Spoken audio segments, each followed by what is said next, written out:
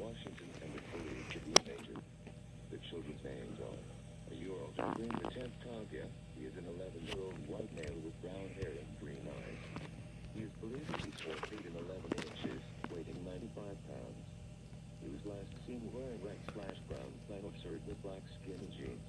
Ayuro Inessa J. Murphy. She is a 13-year-old black/white female with black hair and brown eyes. She is believed to be 5 feet and 5 inches, weighing 120 pounds.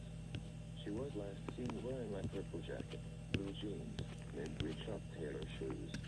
Authorities say that the children may be in the company of Wanty Murphy. He is a 37-year-old black male with black hair and brown eyes.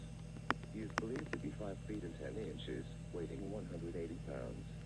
They may be traveling in a 2000 white sign vehicle. If you have any information on the whereabouts of these children, please contact